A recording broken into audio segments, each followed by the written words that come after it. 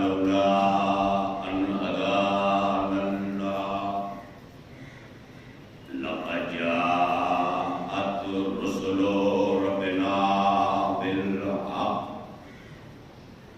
الصلاة والسلام على رسول الثقلين محبوب رب المغربين والمشرقين جد الحسن والحسين النبي المؤيد المصطفى الأمجد سيدنا ومولانا أبي القاسم محمد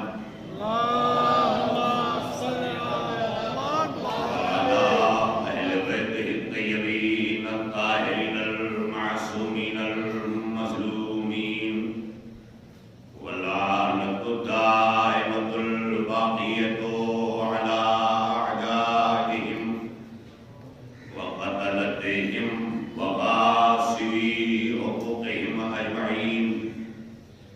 أما بعد فقد قال الله في كتابه المجيد وقوله الحق بسم الله الرحمن الرحيم إنا أعطيناك الكوثر فصل لربك وانحر إن شانئك هو الأبتر.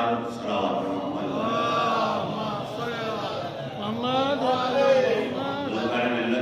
صلواتوں کی آوازیں بتا رہی ہیں کہ مجلس کی سماعت جو ہے وہ بڑے محدود اور چند طبقوں پر مشتمل ہے. باقی لوگ اپنے اوراد وظائف زیارات دیگر کاموں میں مصروف ہیں.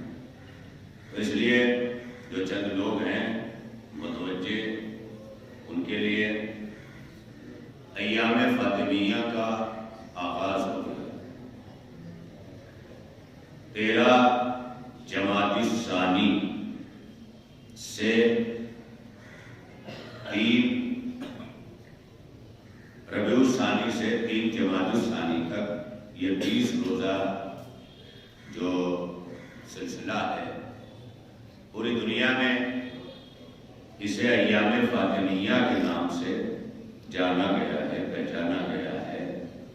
اور اس کی ہمارے مراجع نے سفارش کی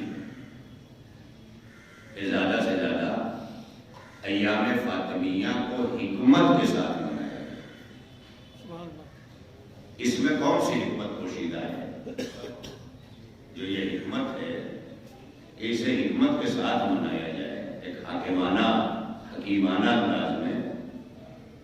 تو اس کی ضرورت ہے اور ضرورت اس لیے ہے کہ ایک بہت بڑا طبقہ وہ صرف اور صرف تمام چیزوں سے ہٹ کر لفظ تبرہ کو جس کے معنی کو بھی نہیں سمجھتا، گالیاں دینے کی اور الگ الگ لفظیں الگ الگ چیزیں جس سے سوشل میڈیا بھی بڑی پڑی ہوئی ہے آپ دیکھ رہے ہیں. تو ایسے تہذیبوں کے افراد کا اول تو آل محمد علیہ السلام کے گھرانے سے کوئی تعلق نہیں. لفظ تبرہ تو اتنا اہم ہے اسلام میں کہ فروع دین میں 10ویں مقام پر عمل بنا کے رکھ دیا گیا. اس کا یہ مطلب نہیں ہے کہ کوئی مخالف تبرہ ہے.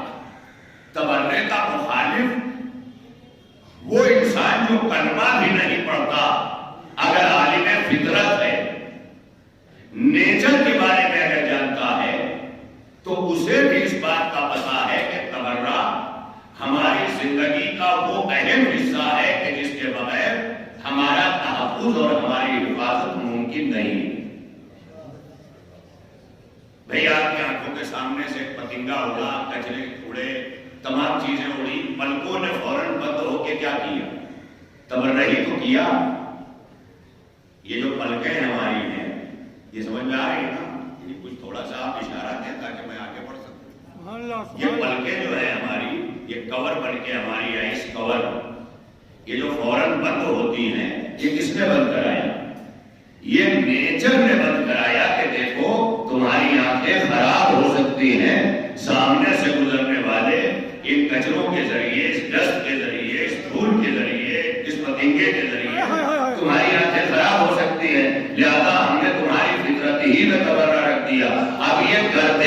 دشمنی میں آنکھیں نہیں بند ہوئی ہیں، آنکھوں کی محبت میں کر کے بند ہوئی ہیں۔ سلام پڑھیے میرے محمد والے محمد،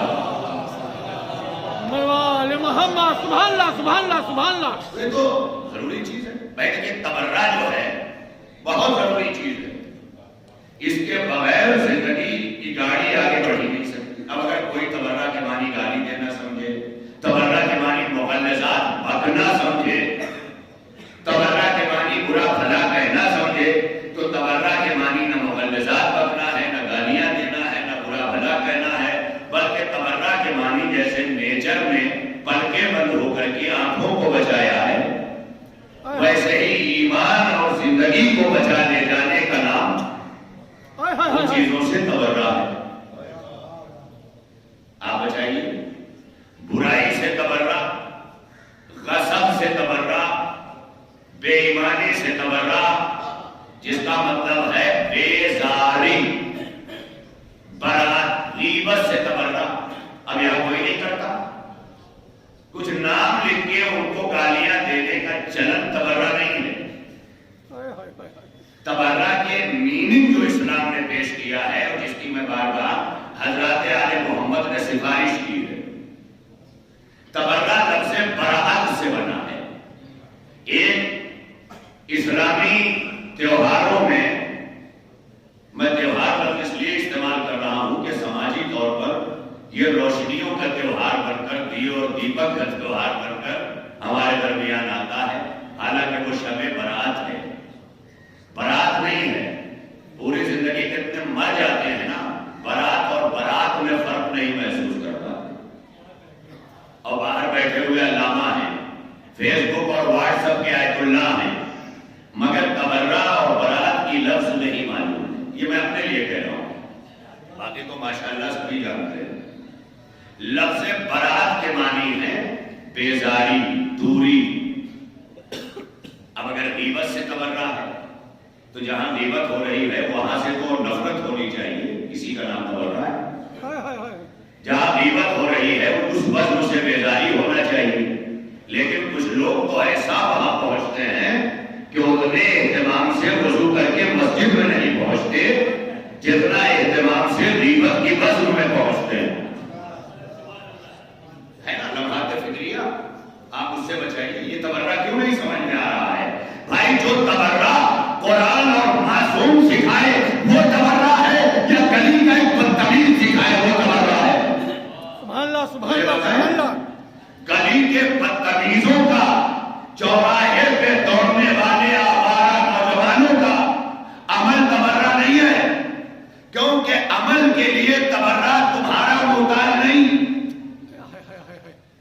ہر عبادت اسلامیہ اور ہر شریعت محمدیہ کے ایک ایک رکن پر عمل کر کے نبی اور آل نبی نے اپنی سیرت چھوڑی۔ اب اس کی ایک مثال دے دوں، سرکار مدینہ نے، نور مجسم کملی والے، طیبہ نگری والے، خاتم النبیین نے ارشاد فرمایا صلو کما یصلی۔ کیا فرمایا؟ صلو کما یصلی، یعنی وہ نماز پڑھو جو مجھے پڑھتے ہوئے دیکھو۔ ایک بات تو سمجھ میں آ گئی کہ اب نماز وہی ہوگی جو رسول نے پڑھی ہے، یہی ہے نا نماز۔ بھائی دیکھیں مفہوم نماز سمجھ لیجیے، آج نبی نے نماز کے حوالے سے جو بات کہی ہے وہ اپنی جانب متوجہ کیا ہے، کیونکہ اللہ تعالیٰ نے حکم نماز دیا ہے، نماز پڑھ کے نہیں بتایا ہے۔ اللہ نے تو حکم دیا ہے نا، آرڈر دیا ہے، اقیموا الصلاۃ، نماز قائم کرو۔ تو اب اللہ نے نماز پڑھ کے تو دکھایا نہیں، تو اب نماز پڑھ کے کون دکھائے گا؟ اسی لیے اس نور نے اس نور کو خلق کر کے ہمارے آپ کے پیکر میں، انسانوں کی باڈی میں، دنیا میں بھیجا، تاکہ جب عمل کی ضرورت ہو تو میرا نبی مقام عمل میں آئے۔ اور اس کے بعد قرآن نے کیا کہا؟ قرآن نے آواز دی کہ جس نے رسول کی اطاعت کی اس نے میری اطاعت کی۔ کتنی بڑی منزل ہے! ذرا یہ سب لفظیں ہمارے لیے بڑی ہلکی پڑ گئی ہیں، اب ہم ہر دم جو ہے کچھ نہ کچھ بھاری کے چکر میں ہوتے ہیں. ہم جو چھوٹی چھوٹی چیزیں ہماری زندگی کی ہیں جسے ہمیں سمجھنے کی ہر لمحہ ضرورت ہے، اس سے آج ہم کنار نہیں ہو رہے ہیں، جس کے نتیجے میں بہت کچھ ہم کھو چکے ہیں، اور وہ بھی انفرادی نہیں، اجتماعی. یہ نماز جو ہم پڑھنے آتے ہیں، یہ نماز آپ گھر میں بھی پڑھ لیجیے تب بھی تو اسی نیت کے ساتھ پڑھیں گے نا. مسجد میں تو کوئی الگ نیت آپ نے کی نہیں کہ میں نماز پڑھتا ہوں 2 رکعت مسجد میں واجب قربت اللہ. آپ گھر میں پڑھیں تب بھی وہی پڑھیں گے، یہاں آئیں تب بھی وہی پڑھیں گے. مگر اس میں ایک حکم ہے کہ دیکھو نماز کا وقت اگر اذان ہوتے ہی داخل ہو گیا اور یہاں اعلان کر دیا جائے کہ 15 منٹ بعد نماز جماعت سے ہوگی، تو مومنین کے لیے حکم ہے کہ وہ 15 منٹ ٹھہر جائیں. وقت ہو گیا لیکن 15 منٹ بعد جماعت کا اعلان ہے، تو اب حکم ہو رہا ہے ٹھہر جاؤ جماعت سے پڑھنا. مالک نماز تیری ہے، جماعت کا کیا تعلق ہے؟ ہم تیری نماز پڑھتے ہیں. کہا یہی لا کے تمہیں سمجھانا مقصد ہے کہ نماز تو میرا حق ہے لیکن جماعت میرے بندوں کا حق ہے. نہیں ابھی نہیں سمجھا سکا. یہ جو ہے نا بہت جلدی جلدی اپنی گھڑیاں سمیٹ کر فوراً بھاگنے والے جماعت سے کتنوں کو میں نے یہاں پر 28 سال میں دیکھا ہے، اتنی جلدی جلدی بھاگیں گے کہ کوئی بندہ بڑھ کے ان سے ہاتھ بھی نہ ملا سکے. یوں پرس رکھا، یوں گھڑی لپیٹی، یوں کیا اور روانہ. بھیا آئے کہ وہ الگ سے آ جانا، پڑھ لینا. مسجد 11 بجے تک کھلی رہے گی. یہ بھاگ کے بیزاری کا سبب کیا ہے؟ اللہ نے کہا جو جماعت پڑھی جا رہی ہے نا، یہ جماعت میں اپنے لیے نہیں پڑھوا رہا ہوں، میرے لیے تو نماز کافی ہے. جماعت میں نے اس لیے رکھوائی کہ جب مسجد میں آ جاؤ تو ایک دوسرے سے خبرگیری کرنے لگو، ایک دوسرے کی خیریت لینے لگو، ایک دوسرے کا حال چال پوچھنے لگو، ایک دوسرے کی حاجات پوری کرو، ایک دوسرے کی دستگیری کرو. یہی تو ہے جماعت کا مفہوم. اور اگر یہ نہیں پورا ہوتا تو تمہاری جلد بازی سے اللہ تمہاری جماعت نہیں قبول کرے گا. اس نے جب قانون بنا دیا اور اسی نماز سے سمجھا دیا کہ جو نماز پڑھی ہے وہ حق اللہ ہے اور جو جماعت پڑھی ہے یہ حق الناس کی ادائیگی ہے. تھوڑا بولتے بھی ہیں کہ مسجد نہیں ہوتا یہ سب. یہاں پہ جو لوگ بیٹھے ہیں کہ دوسرے مسجد میں ہوتے تو امام باڑے میں فوراً واہ کرتے ہیں. یہاں بیٹھے ہوئے شاید یہ سوچ کے جب کوئی نہیں بولتا تو میں کیوں بولوں. ہمارا کوئی جنت میں جائے تو ہمیں تو جانا ہے نا. تو بابا جب پڑھے محمد والے محمد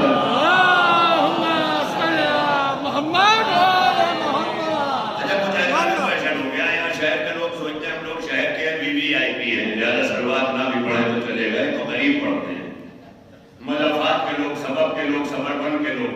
علامہ ڈاکٹر محمد رضوی صاحب بیٹھے ہوئے ممبئی سبربن شیعہ اثنا عشری جماعت بھی آپ نے بنائی تھی، وہی سے میں نے سبربن سمجھا تھا. تو بہرحال حیدری فیڈریشن کی جانب سے آج سے آغاز ہے ایام فاطمیہ کے. حالانکہ آغاز ہو چکا ہے لیکن 16 جنوری تک یہ سلسلہ انشاءاللہ جیسا کہ آپ نے سنا متعدد علماء ذوی الاحترام، خطباء کرام اور ہمارے ذاکرین اعظام کے ذریعے آپ انشاءاللہ مختلف مجالس سماعت کریں گے. اور میں آج جو ہے وہ چند باتیں زیادہ دیر تک آپ کو زحمت سماعت نہیں دینا ہے. وہ ایک اتنا ضروری ہے کہ جیسے اگر یہ تصور کرتے ہو کہ نماز پڑھ لینے کے بعد تسبیح شہزادی کونین ہماری نماز کی قبولیت کا سبب بنے گی، تو ویسے ہی پورا ذکر شہزادی کونین حیات کی قبولیت کا سبب بنے گا. جب یہ تصویر اٹھا کر ہاتھ میں شہزادی کی اللہ سے ہم اپنی نماز قبول کروا لیتے ہیں، تو اگر شہزادی کی ذات ہمیں حاصل ہو تو ہم کیا نہیں کر سکتے. بہت بڑی منزل ہے. میں اپنے بچپن میں سنا کرتا تھا، ایک ناظم ہوا کرتے تھے خورشید غازی پوری مرحوم، بہت محفلوں میں ہمیشہ بہترین نظامت کیا کرتے تھے. وہ بھی انہوں نے کبھی پڑھا تھا کہ کتنی عظمت ہے زمانے میں تیری ہے زہرا، سر فرشتوں کے تیرے در پہ جھکا کرتے ہیں، تیری تسبیح کے دانوں کا سہارا لے کر مشورہ لوگ مشیت سے کیا کرتے ہیں. سبحان اللہ سبحان اللہ سبحان اللہ.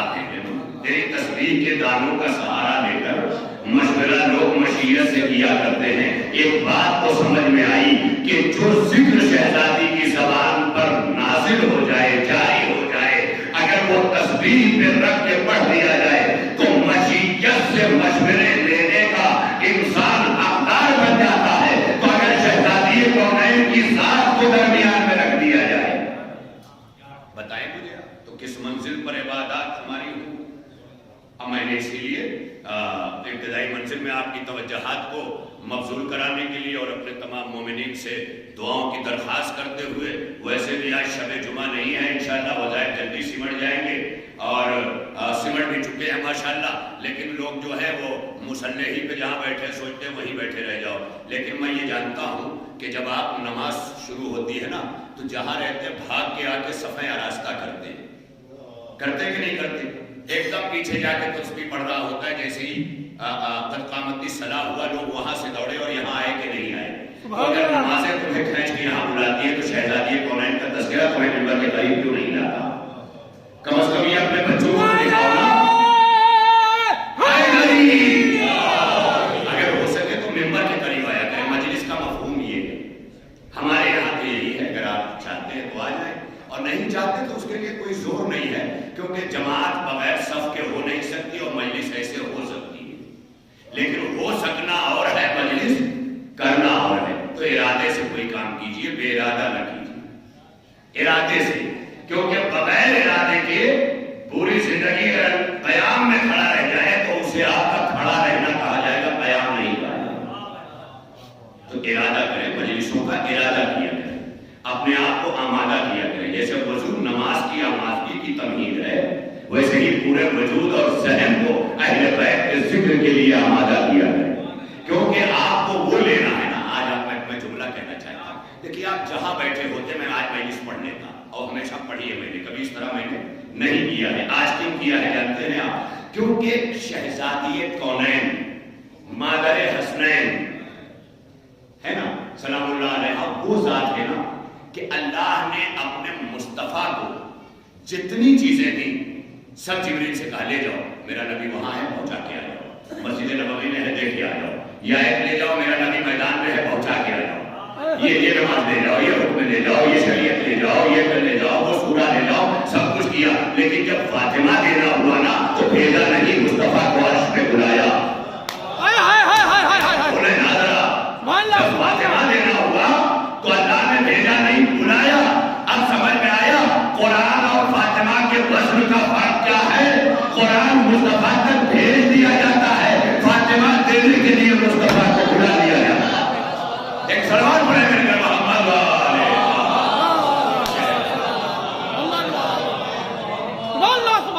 ذرا کچھ لوگ سلواتے ہیں، بہت کچھ کر ڈالتے ہیں کہ کورونا نہ لگے. ارے کورونا سے بچنا ہے تو سلوات بھی بہت بڑی اینٹی بایوٹک ہے.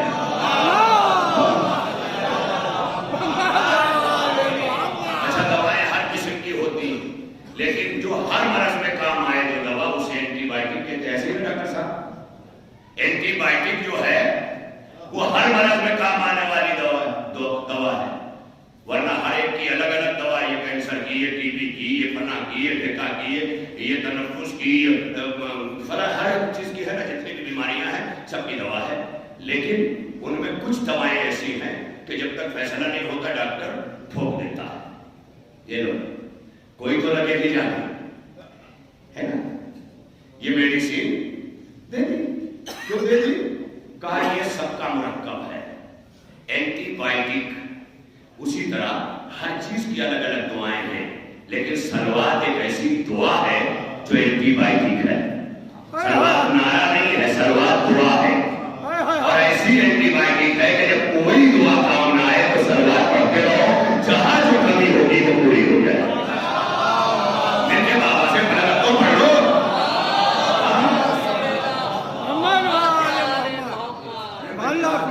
کوئی ڈاکٹر کوئی ہوتا نا چوراہے پر ایک دوا بتا رہا ہوتا تو وہاں تالیاں بن جاتی ہیں، تک جاہل بھی بجا لیتے ہے نا.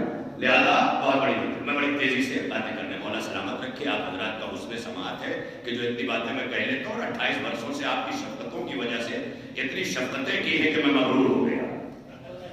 آپ حضرات، آپ بزرگوں کے آپ بھائیوں کے، میں بڑی تیزی سے تو ارشاد ہو رہا ہے نا، اب باتیں میں سمیٹ دوں تو شہزادی کی ذات وہ ہے کہ جس کے لیے مصطفیٰ جان رحمت سے اللہ نے کہا انا اعطیناک الکوثر.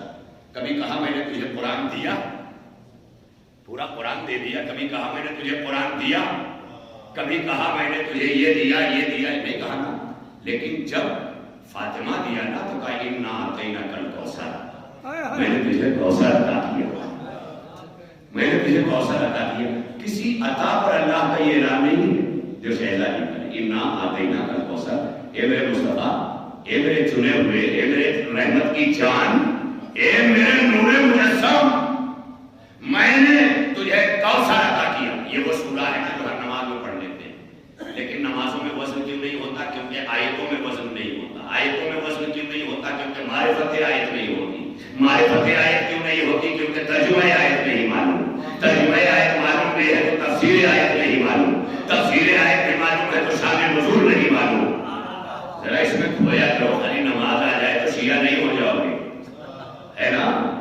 اس کا یہ مطلب ہے نمازیں تو ہر مسجد میں پڑھی جاتی ہیں، لیکن خدا کی قسم جیسے نمازوں کے ساتھ تسبیح آ جائے تو نماز قبول ہو جاتی ہے، ویسے اسلام کے ساتھ فاطمہ آ جائے تو مصطفیٰ کا اسلام کامل ہو جاتا ہے. سبحان اللہ سبحان اللہ سبحان اللہ سبحان اللہ. دیکھیں آپ کا حسن سماعت باتوں کو بڑی تیزی سے آراستہ کرتا ہوا جا رہا ہے، بکھری ہوئی گفتگوؤں کو کیسے منظم اور مرتب کر رہا ہے آپ کا حسن سماعت، آپ کا ذوق سماعت. لہذا اللہ نے آواز دی انا اعطیناک الکوثر، اے میرے مصطفیٰ میں نے تجھے کوثر عطا کیا. فصل لے ربک. تو اب نماز قائم کرو اپنے رب کے لیے، ونحر اور قربانی بھی دو. یہ حکم مصطفیٰ کو اللہ نے دیا. کب دیا؟ جب کوثر دے دیا. کب دیا؟ جب فاطمہ دے دیا. نہیں دے سکتا. ابھی بھی آپ میرے ساتھ آئیں گے. کب کہا اللہ نے؟ کب کہا فصل لے ربک ونحر؟ نماز پڑھو، قربانی دو اپنے رب کے لیے. یہ اللہ کو کیوں کہنا پڑا ہے؟ تو سارے مسلمانوں سے کہہ رہا ہے اقیموا الصلاۃ، نماز قائم کرو. یہ مصطفیٰ سے کیوں کہنا پڑا اللہ کو فصل لے ربک، نماز پڑھو اپنے رب کے لیے؟ یہ کیوں کہنا پڑا؟ کس لیے؟ اب آج سورہ کوثر کا یہ معنی بھی سمجھ میں آ جائے گا کیوں کہنا پڑا. دیکھیے پڑھے لکھے ہمیشہ جانتے ہوتے ہیں، لیکن یہ مجلسیں ہوتی اس لیے ہے نا کہ جن کے ہاتھ تک کتاب نہیں لگتی انہیں بھی مجلس نصیب ہوتی ہے. اتنا تو اپنے مولا کا شکر ادا کیا کرو نا کہ جو کتابیں ہم نہیں پڑھ سکتے ہمارا عالم ہمیں پڑھ کے سنا دیتا ہے. جو کتابیں پڑھ کے ہم فیصلہ نہیں کر سکتے وہ فیصلہ کر کے دے دیتا ہے. یہ تمام چیزیں تو ہمیں فرش ادا سے ملی ہے نا. اور فرش ادا پہ یوں بھی آیا کرو کیونکہ فرش ادا کسی مولوی کی ضمانت کا نام نہیں ہے. بی بی زینب نے ضمانت دی ہے. یہاں آؤ گے تو تہذیب میری ہوگی اور علم میرے سجاد کا ہوگا. اس لیے کہ فرش میں نے بچھایا، ممبر میرے سجاد نے رکھا، تو علم سجاد کا، تہذیب زینب کی. اب سمجھ میں آیا کہ تہذیب کیوں ضروری ہے علم لینے کے لیے. جناب زینب نے فرش ادا نہیں بچھایا تھا بلکہ کائنات کو علم لینے کا ایک کلچر پرووائڈ کیا تھا، ایک تہذیب عطا کی تھی. آپ دیکھیں ہر چیز کا ایک برتن ہوتا ہے کہ نہیں ہوتا. گلوں کے لیے، پھولوں کے لیے، فلاورز کے لیے فلاور پاٹ بنا ہوا ہے کہ نہیں، جسے گلدان کہتے ہیں. اب لوگوں کو گلدان اچھا نہیں لگتا کیونکہ اب انگریزوں کے ہو گئے ہیں. جب تک اپنے بزرگوں کے تھے تب تک گلدان اچھا لگتا تھا، تب تک دسترخوان اچھا لگتا تھا. جب سے انگریزوں کے ہوئے ڈائننگ ٹیبل اچھا لگنے لگا. تب چرمچیاں اچھی لگتی تھی، ہاتھ دھلایا جاتا تھا. اب بیسن اچھی لگنے لگی. اب ساری چیزیں ہو گئی. یہ ہو رہا ہے. تو کلچر مست ہے. تہذیب کے بغیر چیزیں نہیں. اب فلاور پاٹ ہے، گلدان ہے. آپ گلاب کہیں بھی رکھ سکتے ہیں، ٹین کے ڈبے میں بھی رکھ سکتے ہیں، مٹی اکٹھا کی اس کے اندر گلاب رکھ سکتے ہیں. بہت سارے ذریعے ہیں. لیکن جہاں جچتا ہے وہ گلدان ہے، وہ پھولوں کو اور نکھار دیتا ہے. خدا کی قسم پھول ڈالیوں میں جتنے اچھے نہیں لگتے اس سے زیادہ اچھے گلدان میں لگنے لگتے ہیں. میں کیا کہہ رہا ہوں؟ تھے وہ ڈالی پہ، لیکن جب تک ڈالی پہ تھے ڈالیوں کے کلچر میں تھے، لیکن جب گلدان میں آئے تو اب گلدان تہذیب جو ہے گلدان کی لے کے آئے. تو تہذیب بہت مست ہے، کلچر بہت ضروری ہے، اس کو کبھی بگڑنے نہیں دینا. حالانکہ بگاڑ چکے ہیں، بہت بگاڑ چکے ہیں. نہ نوجوان بڑوں کا احترام کر رہے ہیں، نہ نوجوانوں کو تو سب کہتے ہیں، لیکن بوڑھے اتنا ہلکے کیوں ہو گئے؟ ان میں تھوڑا وزن ہونا چاہیے، کیونکہ جب بزرگی آگے بڑھتی ہے نا تو ابو جہل جیسا بھی ابو طالب کے آنکھوں کی تاب نہیں لاتا. وجہ کیا ہے؟ یہ ابو طالب جو چل رہے تھے، ابو جہل کیا ابو طالب کی طاقت سے ڈر رہا تھا؟ نہیں، بلکہ اس بزرگی سے ڈر رہا تھا جو تمام اوصاف پانے کے بعد ملتی ہے. آج ہمارے یہاں لوگ اس لیے ہلکے ہو گئے نا کہ بوڑھے ہو کے مر رہے ہیں، بزرگی نہیں ملتی. تھوڑا گاڑا ہو رہا ہے نا. بمبئی میں اب تو یہ بھی فرق سمجھانا بڑا مشکل ہو گیا. بوڑھے ہو کے مرنا اور ہے، بزرگی اور ہے. میں نے ابھی تھوڑی دیر پہلے ایک میٹنگ اور بتائی تھی اسی. بوڑھے اور بزرگ کا فرق کیا ہے؟ دیکھیں، جو اپنے لیے کھا پی کے جی کے بال سفید کر کے بڑھاپا کاٹے اسے بوڑھا کہتے ہیں، لیکن جو سب کے لیے جی کے سب کی ضرورتیں پوری کر کے سب کی خبر لے کے سارے حق ادا کر کے آگے بڑھے اسے بزرگ کہتے ہیں. لوگ سوچتے ہیں میں بوڑھا ہو گیا تو بزرگ ہو گیا. میاں بوڑھے ہوئے ہو، بزرگ نہیں ہوئے ہو. بزرگی کے لیے حق کی حفاظت، بزرگی کے لیے تمام چیزوں پر عمل، بزرگی کے لیے خاص طور پر لوگوں کی خبر گیری، لوگوں کی ضروریات کی تکمیل. جب یہ سب انسان کرتا ہے تو بزرگ کہلاتا ہے. حالانکہ بزرگی کے لیے کوئی عمر اللہ نے نہیں رکھی، یہ تو ہم نے آپ نے بنا لیا ہے. بوڑھا ہوا تو سارے بوڑھے بزرگ ہم ملا کے بناتے ہیں. یعنی بوڑھا جو لفظ ہے یہ وداؤٹ میننگ ہے، جس کو کہتے ہیں محمل. اور بزرگ جو ہے یہ کلمہ ہے جس کی میننگ ہے. وداؤٹ میننگ ورڈز جو ہیں وہ کوئی اہمیت نہیں رکھتے، خالی جگہ بھرتے ہیں. نہیں، آپ اگر اس طرح سنیں گے تو مجھے کچھ پڑھنے کی ضرورت ہی نہیں ہے. ماشاء اللہ ہے نا. تھوڑا میں کیا کروں، میں اس طرح پڑھنے والا ہوں نہیں، اور اتفاق ہو رہا ہے. بڑھاپا اور بزرگی، دیکھیے یہ تمام چیزیں آپ لے کے چلیے. بڑھاپا اور بزرگی. ابھی میں نے کہا کہ بزرگی کے لیے بوڑھا ہونے کی شرط. یہ الگ بات ہے کہ ہمارے معاشرے میں بزرگی تک پہنچتے پہنچتے اتنا وقت لگ جاتا ہے کہ انسان بوڑھا ہو جاتا ہے تب بزرگی پاتا ہے. یعنی اتنا ٹائم لگتا ہے، اتنا لانگ پیریڈ لگتا ہے بزرگی پانے کے لیے کہ بوڑھا ہو جاتا ہے تب بزرگی پاتا ہے. ورنہ بزرگی کے لیے کوئی 0 سال کی قید نہیں ہے. اور اسی لیے دعوت ذوالشیرہ میں ابو طالب کے 10 برس کے بچے کو عرب کے سارے بوڑھوں کے مقابلے میں علی نے کھڑے ہو کے بتایا تھا جو بیٹھے ہیں یہ بوڑھے ہیں، جو حفاظت محمد کا وعدہ کر رہا ہے یہ بزرگ ہے.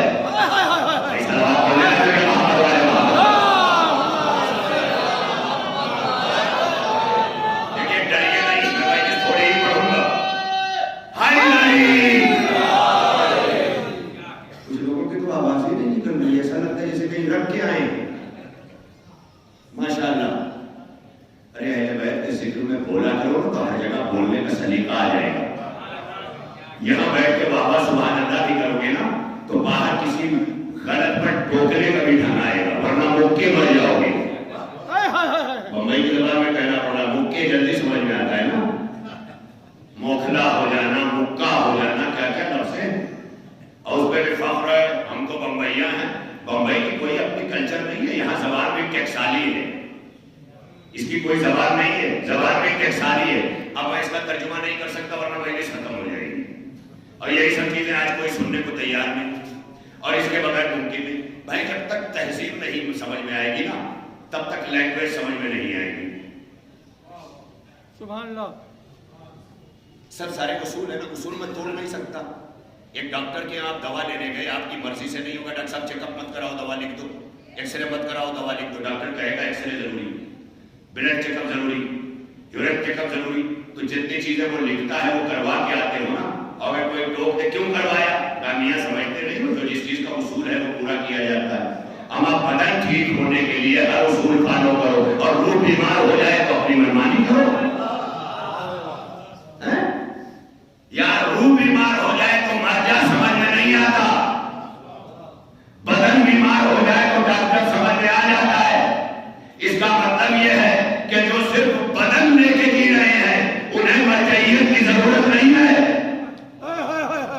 اور جو روح لے کے جی رہے ہیں انہیں مرجعیت کی ضرورت ہے.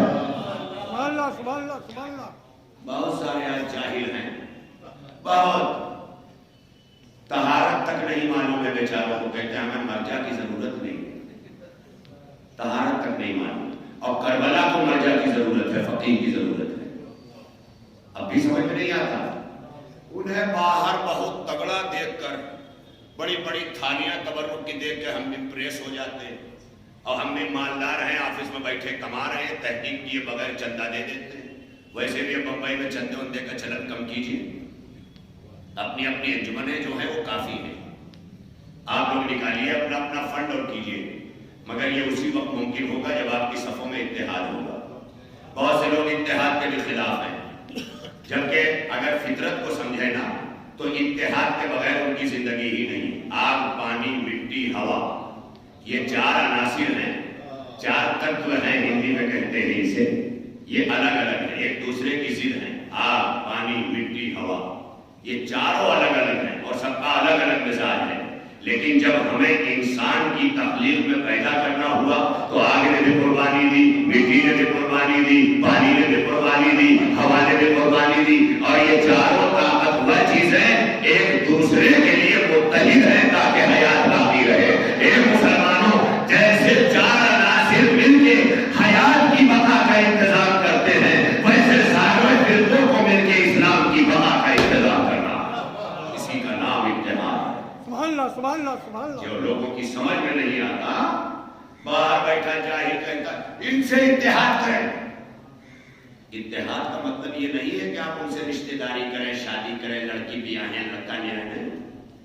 اتحاد کا مقصد یہ ہے کہ ایک مقصد کے لیے کھڑے ہو جائیں. جیسے آج بھارت میں کسان کھڑا ہوا ہے، کسان مسلم بھی ہے، کسان ہندو بھی ہے، کسان دلت بھی ہے، سب کچھ ہے. لیکن مقصد کیا ہے؟ کھیتی. مقصد کیا ہے؟ ایک بل حکومت سے ٹکرا ہے، حکومت سے ٹکرانے کے لیے اتحاد کی ضرورت ہے. حکومت سے ٹکرانے کے لیے اتحاد کی ضرورت ہے. اور حکومت کیا کرتی ہے؟ اتحاد کو ٹکڑے ٹکڑے کر دیتی ہے. اگر یہ متحد ہو گئے تو حکومت گر جائے گی، اور یہ ٹکڑے ٹکڑے رہے تو حکومت باقی رہے گی. اب سمجھ میں آیا؟ حسینیت نام ہے اتحاد کا، یزیدیت نام ہے انتشار کا. کیونکہ یزید جانتا ہے جب مسلمان بٹا رہے گا تو یزید خلیفہ ہوگا، اور جب مسلمان متحد ہو جائے گا تو حسین امام ہوگا. سلام پڑھیے میرے کے محمد والا بولے بھائی نا، سلام ہی پڑھ لینا. منزل اگر ایک لڑکا گھر میں آپ کے کام نہ کرے تو کہیں گے گھر میں کیوں رہتا، نکل جا. گھر میں رہنا ہے تو کام دھام کر. ایسے ہی تو چلاتے ہیں ہم. اس کا مطلب جیسے گھر میں رہنے کے لیے ایک نوجوان کا کام دھام، روزی روٹی لانا ضروری، تو ہر جگہ رہنے کے کچھ آداب ہیں کہ نہیں؟ ورنہ نہیں برداشت کرتے لوگ. تو بہرحال آداب پرتی اسے پورا کیجیے. تو باتیں بہت آگے چلی جائیں گی اور میرے پاس وقت بھی نہیں ہے. میں نے پہلے بھی کہا تو تہذیب یہ بہت ضروری چیز ہے، اس کو لے کے چلیے. تہذیب کے بغیر کوئی چیز ہمیں صحیح طور پر پرووائڈ نہیں ہے. جو بھی چیز ہم لینے چلیں گے، ہمیں پانی لینا ہے تو ہم ہاتھوں میں نہیں مانگیں گے، گلاس آئے گا، بالٹی آئے گی. ہر چیز کا ایک ظرف ہے، اس میں وہ چیز آتی ہے. علم لینے کے لیے جو چیز ظرف بن کے آتی ہے اس کا نام تہذیب ہے. تہذیب ہے. ماں کی گود اسی لیے تہذیب ہے. ماں کی گود علم نہیں ہے، تہذیب ہے. ماں بتاتی نہیں ہے، سکھاتی ہے. علم بتایا جاتا ہے، تہذیب سکھائی جاتی ہے. اب اس سے آسان تہذیب سکھائی جاتی ہے، علم بتایا جاتا ہے. جاننے کا نام ہے علم، تو تہذیب جو سکھاتی ہے اور پھر جب چھوڑتی ہے تو ہم اپنے آپ کو کہاں پاتے ہیں؟ فرش ادا پر۔ اب سمجھ میں آیا کہ بی بی زینب نے جو فرش ادا بچھائی اس کو پانے کے لیے ایک ماں کے گود کی تہذیب ضروری ہے۔ سبحان اللہ سبحان اللہ سبحان اللہ۔ بہت بڑی منزل ہے زین العباس 72 یوٹیوب چینل کا ہمارا یہ سلسلہ، اور یہ مجالس انشاءاللہ آپ زین العباس 72 آپ اسے سبسکرائب بھی کریں، اپنے بچوں کو بھی کہیں اور گھروں میں بھی، تاکہ ہمارے ان حالات میں ہمارا سلسلہ نشر و اشاعت کبھی نہ رکے۔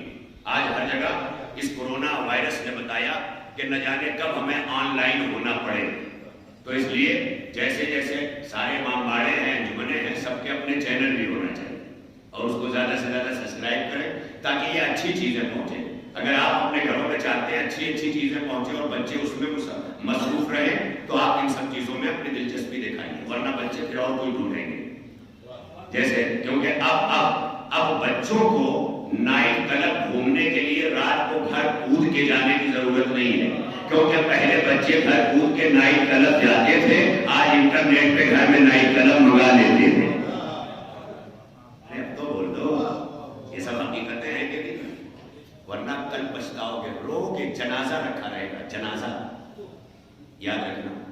بہت گر چکے ہیں ہم، ایک میت ابھی دفنائی نہیں گئی ہے، دوسری بیٹھی ہے، وہی کھانے کے لیے ہم پر تول رہے ہوتے ہیں۔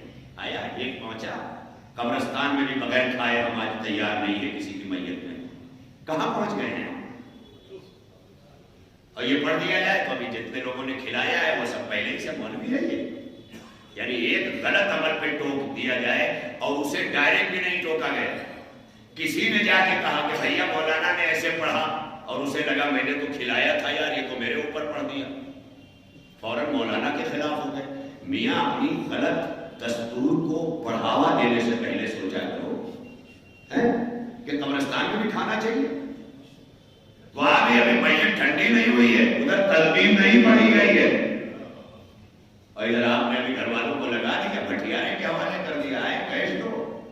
تماشائی خود کرو گے اپنی میتوں کا، خود تماشا کر کے مرنے سے اچھا ہے کہ سماج کے ذمہ دار بن کے بڑھتی ہوئی برائیوں کو روکنے کی کوشش کرو۔ اس لیے کہ جب اسلام میں برائیاں بڑھتی ہیں تو حسین قربانی دے کے شہید اعظم ہوتا ہے، اور جب ملت اور قوم میں برائیاں بڑھتی ہیں تو بزرگوں کی ذمہ داری بڑھتی ہے کہ وہ آگے بڑھے، بچ جائے تو مجاہد ہو جائے، مر جائے تو شہید ہو۔ واہ واہ واہ، سبحان اللہ سبحان اللہ سبحان اللہ۔ یہ امامت سے بڑی ہو گئی ہے، ہم بوڑھے ہو کے بڑا اچھا کپڑا تو پہنے ہیں، لیکن ہم اچھے سے اعمال کے ذریعے تبلیغ نہیں کر سکتے۔ بہرحال تبلیغ بہت ہو گئی تو ظاہر ہے کہ ہم کو بھی سوچنا پڑتا ہے کہ کم از کم قوم تھوڑا بہت پڑھاتی بھی رہے، تاکہ کم از کم اگر صحت بنے نہیں تو بگڑے بھی نہ، اس کا بھی خیال رکھنا، کیونکہ آج کل تو یہ بھی ہے نا، مولویوں کی آمدنی جوڑ رہے ہوتے ہیں لوگ، کیا کیا جو کر رہے ہیں۔ آمدنی نہ جوڑا کرو، لوگوں کے خرچ جوڑا کرو، خود ہی دل ہوگا کہ اب فلاں کی مدد کی جائے، تب دل ہوگا، یہ مت کیا کرو۔ ان چیزوں کو دیکھو جس کا حکم دیا گیا ہے، ان چیزوں سے بچو۔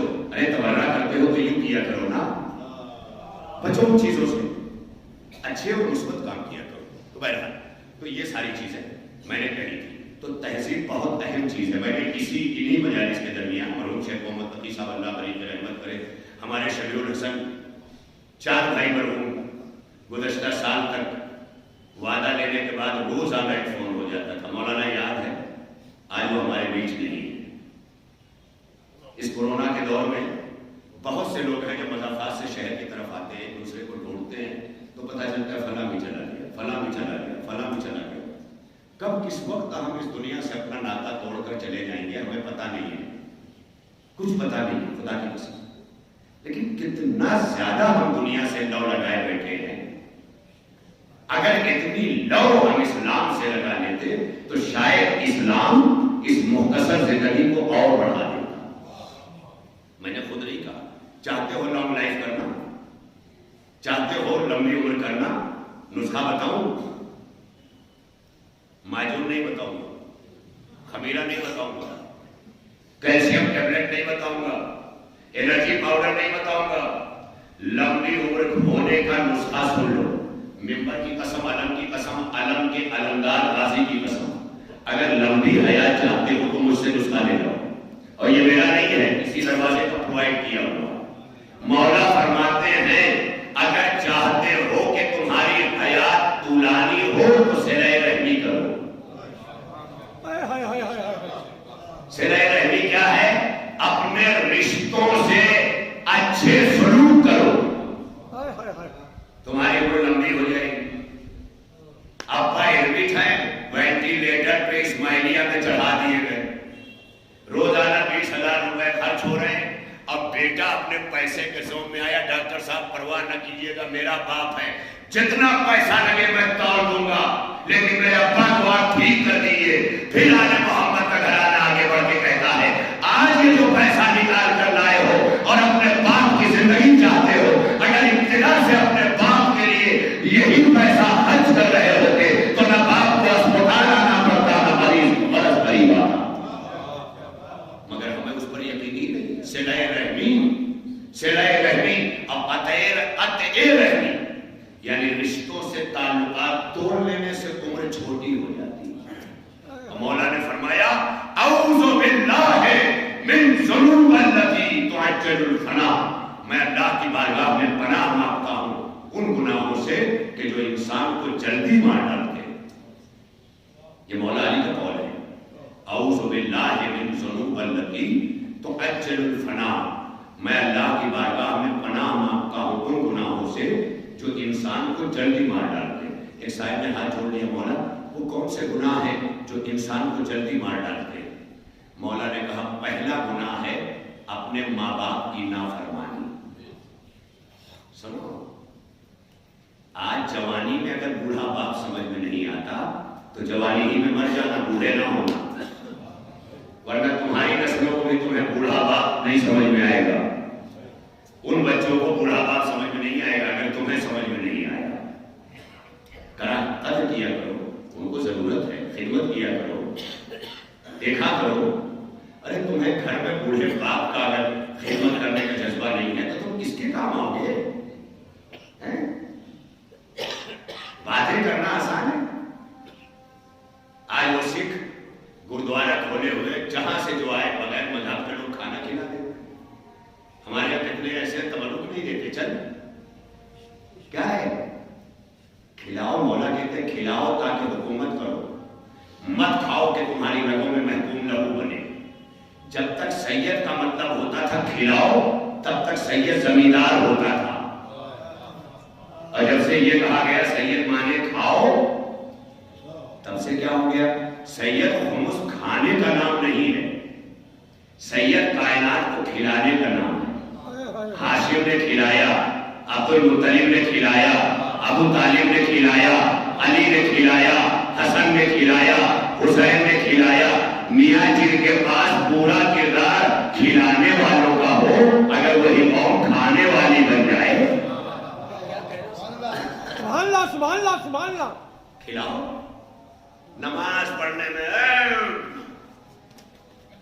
بھاگا ہے، کیا ہوا؟ ارے بھیا حکم ہے کہ اذان سنتے ہی ایسے بھاگو جیسے درندہ حملہ کیے ہو۔ اتنا یاد ہے، کبھی قرآن سے نہیں پوچھا کہ اقیم الصلاۃ کے بعد واتو الزکات بار بار کیوں تکرار ہو رہی ہے، یہ ریپیٹیشن کیوں ہو رہا ہے؟ کہ اللہ یہی بتانا چاہتا ہے جب ایک نمازی مسجد کی طرف جا رہا ہو تو خالی وہ نماز پڑھنے لائق بن کے نہ جائے، بلکہ اتنا مضبوط بن کے جائے کہ زکات دینے والا بنے، زکات لینے والا نہ بنے۔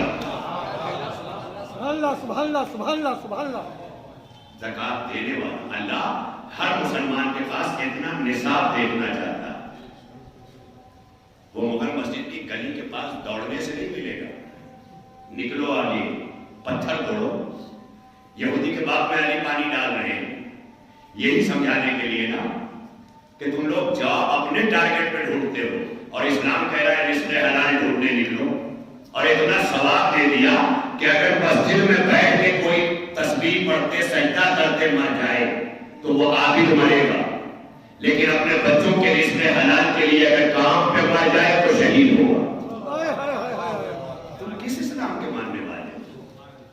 شہید کا درجہ ہے میاں رزق حلال تلاش کرتے ہوئے بچوں کی اپنے گھر خاندان کی کفالت کرنے والا اگر کام پر جاب پر ڈیوٹی پہ مر جائے تو شہید ہے، مسلح پہ مر جائے تو عابد ہے۔ اب بتاؤ عابد ہے بھائی یا شہید؟ ہمارے یہاں شرافت مسجدوں میں دیکھی جاتی ہے اور اسلام کہہ رہا مسجدوں میں شرافت نہ دیکھنا، یہاں علی بھی شہید ہوتا ہے، یہاں ابن ملجم بھی ملتا ہے۔ اس کا یہ مطلب نہیں ایمان جانچنے کی جگہ مسجد نہیں ہے، سجدہ کرنے کی جگہ مسجد ہے۔ ایمان جانچنے کی جگہ علی نے بازار بتایا ہے، بازار کا لین دین میں ایمان دیکھا کرو۔ قرضہ لے کے اگر نہیں بٹایا ہے تو مومن نہیں ہے۔ میں کیا کہہ رہا ہوں یہ بولتے لہذا انا اعطیناک الکوثر، باتیں بہت پرانی ہو جائے گی، حالانکہ ہمارے ڈاکٹر فخر الحسن صاحب فخر قوم و ملت انہوں نے اسی روایت کو باقی رکھا ہے کہ الگ الگ ذاکرین مجلسیں پڑھیں اور اس میں یہ رہتا ہے کہ شروع ہونے سے پہلے ختم ہونا پڑتا ہے، ورنہ ایک سلسلہ اگر ہو مسلسل خطیب کے ذریعے، میں اپنے لیے بتا رہا ہوں ورنہ وہ بھی طریقہ سے، تو میں نے تمہیں کوثر عطا کی، فصل لے، اب نماز بھی پڑھو، ونہر اور قربانی بھی دو۔ یہ حکم ہو گیا نا اللہ کے رسول کو۔ یہ اللہ کا رسول نبی سے کیوں کہہ رہا ہے کہ نماز بھی پڑھو؟ اقیموا الصلاۃ تو سب کے لیے ہے، نماز بھی پڑھو، تو دراصل میں قرآن کی طرف گیا۔ قرآن نے ایک جگہ کچھ دنوں پہلے اللہ کو دیکھا تھا، وہ اپنے رسول کو منع کر رہا تھا، یا ایھا المزمل قم اللیل الا قلیلا، اے میرے حبیب راتوں کو اتنا نمازوں میں نہ کھڑے رہا کرو کہ تمہارے پاؤں سوج جائیں، اتنا نہ کھڑے رہا کرو کہ تمہارے پاؤں میں ورم آ جائے، سلن آ جائے، نہیں اتنا نہ کھڑے رہا کرو۔ اس کا مطلب یہ ہے کہ اتنا پیار تھا اپنے حبیب سے اللہ کو کہ کہا اتنا قیام نہ کیا کرو کہ پاؤں سوج جائے، لیکن جب فاطمہ دے دیا تو کہا فصل لے ربک کا۔ یہی بات پر تو کوئی مجلس ختم کرتا ہے، اب نماز بھی قائم کرو۔ اس کا مطلب یہ ہے کہ جب فاطمہ مل جاتی ہے تو رسالت کی ذمہ داریاں بڑھ جاتی ہیں، تو بغیر فاطمہ کے مومن کیسے ہو سکتا؟ اتنی بڑی ذمہ داریاں بڑھ گئی، فصل لے ربک کا بنا، اب نماز بھی پڑھو اور قربانی بھی دو۔ حکم ہوا ہے رسول کو نماز بھی پڑھو قربانی بھی دو، نماز بھی پڑھو قربانی بھی دو۔ علی نے بڑھ کے آواز دی، یا رسول اللہ میں آپ کا نفس ہوں، اگر آپ کو حکم ہوا ہے کہ نماز پڑھو تو ایسی نماز پڑھ کے دکھاؤں گا کہ قیامت تک میرا رکوع یاد کیا جائے گا اور آیے بلائے پیش کی جائے گی۔ تو نماز کا حکم مصطفیٰ کو ہوا تھا، پڑھ کے علی نے دکھایا، قربانی کا حکم مصطفیٰ کو ہوا تھا، کربلا بسا کے حسین نے دکھایا۔ یہ ہے منزل، یہ ہے کارہائے مصطفیٰ، لہذا کہا نماز بھی قربانیاں بھی اور قربانیاں بھی بڑی قربانیاں، مگر یا رسول اللہ آپ نے جو قربانیاں دی ہیں نا وہ قربانیاں سب کے سب دیجیے، کیونکہ آپ کے راستے میں پتھر ڈالے گئے، آپ کو کانٹوں پہ چلنا پڑا، آپ کے اوپر کوڑا ڈالا گیا، آپ کے اوپر یہ سب ہوا، لیکن یا رسول اللہ آپ کے بعد جو ظلم ہوئے ہیں وہ آپ کو دیکھنے آنا پڑے گا، کیونکہ آپ کی شہیدہ بیٹی فاطمہ آپ کے والدی ظلم کی تاب نہ لا کر کہہ رہی ہے، صحبت علیہ مصائب اللہ علیہ صحبت علیہ میں سرنا لیا لیا۔ اے بابا آپ کے بعد مجھ پر وہ مصیبتیں پڑی ہیں، اگر یہ دنوں پہ پڑتی تو یہ رات کی طرح کالے ہو جاتے، یہ جو اجلے اجلے دن ہیں یہ سیاہی میں بدل جاتے، بابا وہ مصیبتیں پڑی ہیں۔ اے شہزادی آپ نے تو ایک جملے میں کہہ دیا، لیکن شہزادی جب ہم نے آپ کی زندگی کا مطالعہ کیا تو قدم قدم پہ جگر کٹتا رہا، یہ آپ ہی کا دل تھا کہ جلتا ہوا دروازہ در و دیوار کے بیچ پسلیاں ٹوٹ گئی، قتل میں محسن شہید ہو گیا۔ ارباب اللہ خدا کسی بیٹی کو یہ زندہ دکھائے اس کے باپ کے بعد کہ جو نبی کی اکلوتی بیٹی فاطمہ نے دیکھا ہے۔ اللہ اللہ امت کے ظلم و ستم کا یہ عالم تھا کہ بیٹی کو مرثیہ پڑھنا پڑا، اور اس طرح سے کہ وہ گھر کہ جہاں رسول سلام کرتا تھا، جیسے آپ مکہ مسجد آئے تھے نا، گھر سے نکل کر اسی طرح سے وہاں پر مسجد نبوی اپنے گھر سے نبی نکلتے تھے، فاطمہ کے گھر پہ رکتے تھے، سلام کرتے تھے، اللہ اکبر۔ ارے نماز سے پہلے اور نماز کے بعد جس دروازے پہ رسول سلام کرتا تھا اسی دروازے پہ آگ لائی گئی، اسی دروازے کو جلایا گیا۔ بی بی فاطمہ فریاد کرتی رہی، اس گھر میں میرے چھوٹے چھوٹے بچے ہیں، اس گھر میں میرے چھوٹے چھوٹے بچے ہیں، میرے گھر کو آگ نہ لگاؤ، مگر آگ لگا دی گئی۔ جلتا ہوا دروازہ گرا، ارباب ادا اور اس کی تاب بھی نہ لا سکی۔ آپ جانتے ہیں نا کہ اس عالم میں بھی شہزادی نے، بس آخری جملہ، ایران کی سرزمین پر ایک عالم مجلس پڑھ رہے تھے، مجلس پڑھ لی تو دیکھا پورا مجمع ٹھاڑے مار مار کر رو رہا تھا، سب چلے گئے مگر ایک انسان تھا کہ جس کا رونا نہیں رکا۔ عالم نے جب یہ منظر دیکھا تو قریب گئے، ہاتھوں کو جوڑ کے کہا میں آپ پہ قربان جاؤں، آپ کا گریہ دیکھ کر میرا جانے کا دل نہیں ہوا۔ یہ بتائیے کہ یہ کون سی معرفت ہے کہ سب کے آنسو رک گئے اور آپ کا آنسو نہیں رکا، آپ کا گریہ نہیں رکا؟ کہا اس لیے کہ یہ لوگ جو سمجھے ہیں نا وہ میں نہیں سمجھا، اور جو میں سمجھا ہوں یہ لوگ نہیں سمجھے ہیں۔ اگر یہ لوگ بھی سمجھ لیتے تو یہ گھروں کو نہ جاتے۔ کہا کیا آپ نے سمجھ لیا؟ کہا میں ایک ڈاکٹر ہوں اور اتفاق سے ہڈی کا ڈاکٹر ہوں، اور مجھے پتا ہے کہ اگر کسی کی ہڈی میں ہلکا سا کریک آ جائے تو اس کا درد کیا ہوتا ہے۔ ارے مجھے احساس ہے کہ جس فاطمہ کی پسلیاں ٹوٹی تھی اس عالم میں شہزادی زندہ رہی، اور نہ صرف زندہ رہی بلکہ چکیاں پیستی رہی، بچوں کے کپڑے دھلتی رہی۔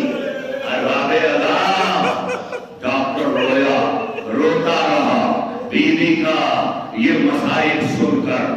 ارباب ادا، تاریخ کہتی ہے کہ کچھ ہی دن شہزادی حیات رہی اور اس کے بعد آپ نے ظاہری دنیا سے پردہ فرمایا، جام شہادت نوش کیا، وصیت کے مطابق مولا کائنات نے غسل و کفن دیا۔ وہی جملہ کہ جو ہمیشہ آپ سن کے روتے ہیں کہ ہر ایک بچے سے علی نے کہا بچوں آؤ ماں کا آخری دیدار کر لو۔ بڑا مشکل لمحہ ہوتا ہے جہاں بچے چھوٹے چھوٹے اور ماں مر جائے، اس وقت آپ کا سنبھالنا بڑا مشکل ہوتا ہے۔ اسی لیے فاطمہ نے کہا تھا ابوالحسن میرے بعد ام المنین سے نکاح کر لینا۔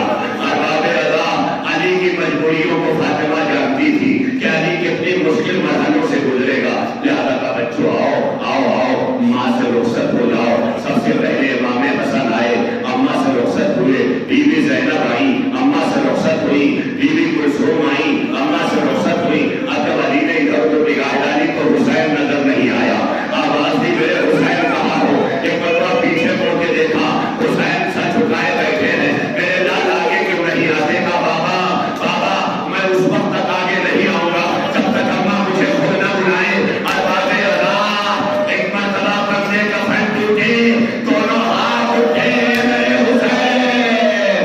ارباب ادا، حسین آگے بڑھا، ماں سے نبٹ گیا اور وہیں پر کر ایک وعدہ لیا، اے اماں ایک کرم اور کرنا، جب کربلا میں گھوڑے سے گرو تو وہاں بھی ضرور آ جانا، اماں تیرا اللہ اللہ علی القوم الصالحین وسيعلم الذين ظلموا أيّ منقلب ينقلبون إلهنا وسيدنا ومولانا وبحق زهراء وأبيها وبعلها وبنيها وبحق أئمة التسعة الطاهرين من ذرية الحسين عليه السلام، پڑھنے والے ہماری عبادت عظمیٰ کو قبول فرما، ہماری سزائے شہزادیت کونین کو قبول فرما، ان آنسوؤں کو رومال شہزادی میں جگہ عطا فرما۔